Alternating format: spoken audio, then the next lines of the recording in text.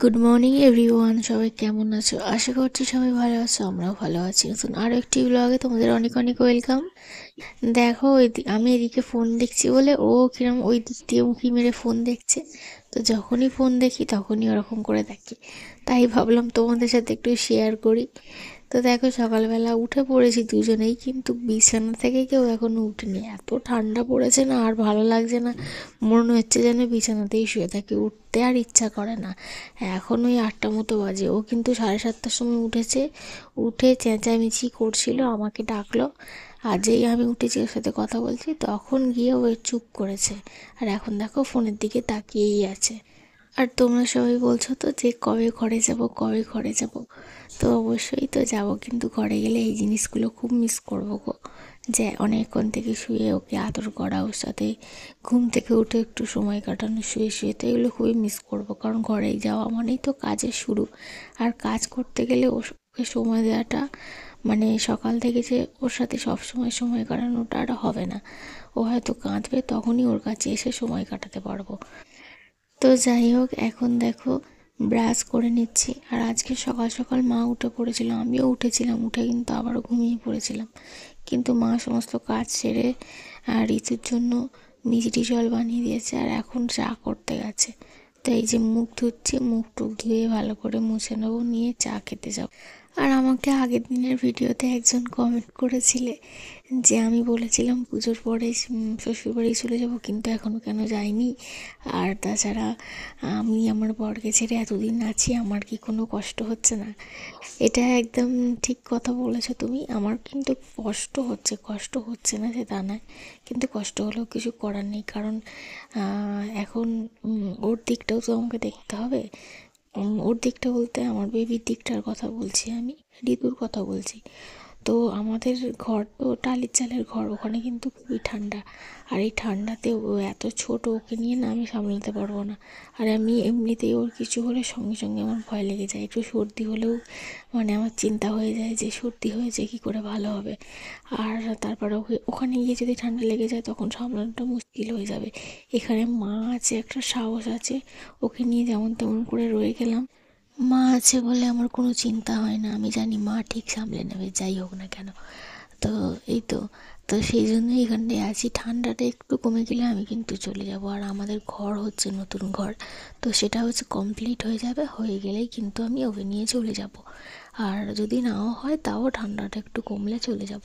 মোটামুটি পৌষ মাসটা থাকবো, পৌষ মাসে তো যেতে নেই, তাই জন্য পৌষ মাসটা থাকবো। আর পৌষ মাসটা ঠান্ডাটা একটু বেশি থাকে, তোমরা তো সবাই জানো। তো সেই জন্যে এই মাসটা থাকবো। আর কষ্টের কথা বলছো, কষ্ট তো হতো।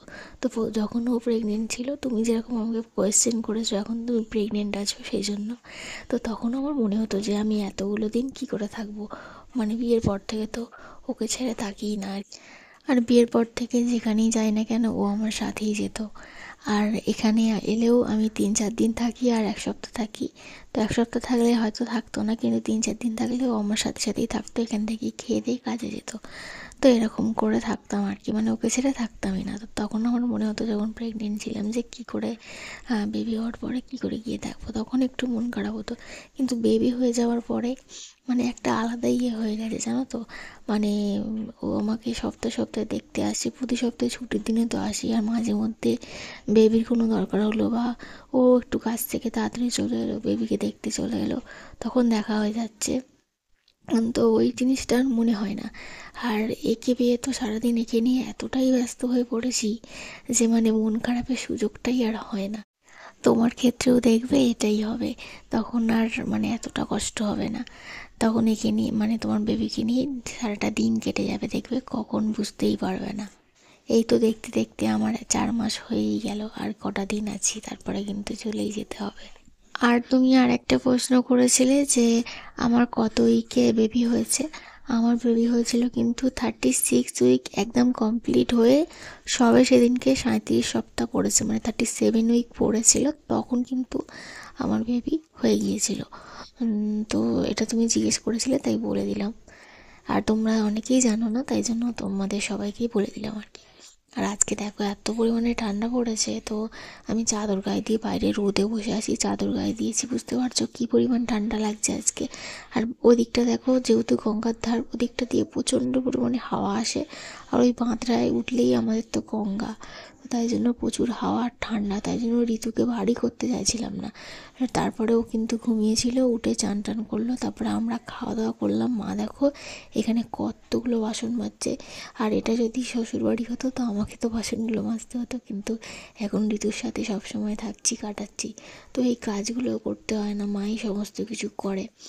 আর ঋতুর সাথে বেশি করে সময়ও কাটাতে পারি, কিন্তু ওখানে যাওয়ার পর থেকে দেখবে তোমরা আমার কত কাজ থাকে সারাদিনে, তো সমস্ত কিছু করতে হবে। আর বিকালে দেখো আমরা এখানে খাবো হচ্ছে খিচুড়ি, তাই জন্য মা অনেক সবজি কাটতে বসেছে, আর জামাইবাবু তো অনেক সবজি নিয়ে এসেছে, খিচুড়ি হবে সবজি দিয়ে আজকে, তো সেই জন্য সবজি কেটে নিচ্ছে এখন মা। আর খিচুড়ি হলেই তো মানে কি বলবো, আমাদের খিচুড়ি এতটাই ভালো লাগে আমার আর রুদ্রর, তো রুদ্রকে বলেছি, ও কিন্তু বলেছে খিচুড়ি খেতে আসবে সন্ধেবেলা, সন্ধেবেলা বলতে গেলে রাত্রিবেলা, ও 9টায় ছুটি হয়, ও কাজ থেকে ঘরে আসতে আসতে মোটামুটি ওই এসেছিলো আজ 9:30টার সময়, খিচুড়ি খেতে এসেছিলো।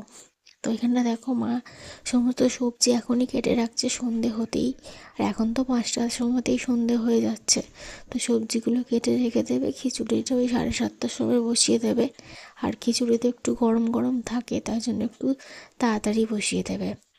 আর এখানে দেখো ঋতু এখন খেলা করছে, আর এরপরে আমরা খিচুড়ি খেয়ে নেবো, আর ও কিন্তু ঘুমিয়ে পড়েছিল, কিন্তু খিচুড়ি খাওয়ার সময় ঘুম থেকে উঠে পড়েছিল। আমরা দেখো এখানে এখন রাখি করছি, টিফিন হয়ে গিয়ে। আর চলো আমরা এবার রাত্রিরে খিচুড়িটা খেয়ে নিই, আর আজকের ভিডিওটা এখানেই শেষ করছি। সবাই ভালো থেকো, সুস্থ থেকো, আর আশা করছি তুমি যে কমেন্ট করেছিলে বোনু, তোমার কমেন্টের আনসারগুলো আমি দিতে পেরেছি। তোমার যদি আরও কিছু জানার থাকে, বা তোমাদের যদি আরও কিছু জানার থাকে, তো অবশ্যই কমেন্ট করে জানিও, আমি উত্তর দিয়ে দেবো।